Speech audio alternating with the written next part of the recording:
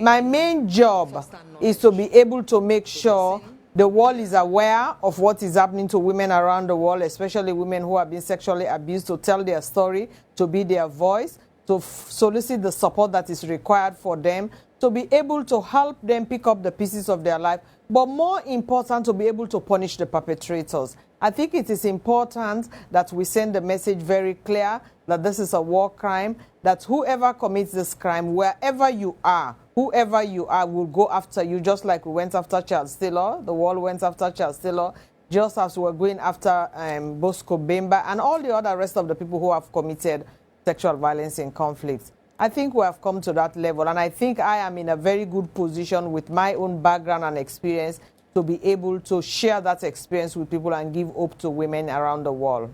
But how do you respond to those who say that what the United Nations really is good at is talking the talk, but that in fact, in their view, it does not walk the talk so that people can walk the walk?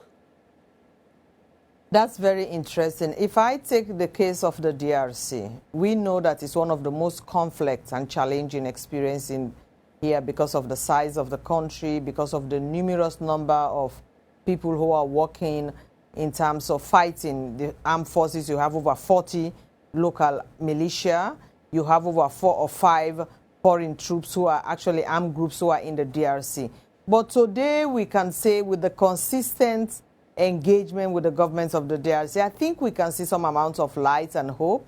DRC has the most comprehensive law in terms of fighting sexual violence. We have got a national strategy. There are challenges there.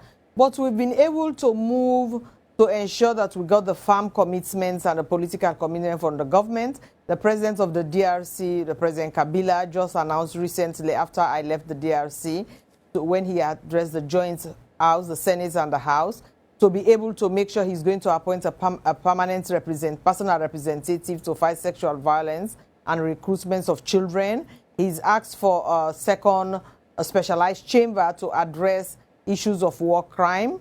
And he has given the instruction to the military to make sure that people who commit sexual violence are tried. So it's not an event, it's a process. And I think it's going to take us time to be able to deal with it, to make sure it's the society itself become part of it, to be able to defend and engage civil society and support them who are doing a wonderful job, to bring everybody together. But at least with the action being taken by the UN and the action being taken by the government and the commitment of the civil society, I do believe there will come a time when we'll be able to say we never thought the DRC would get to the stage.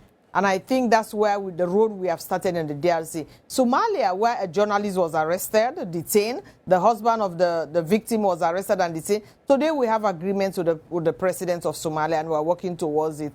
So it's step by step. These are not things that you can do just at once.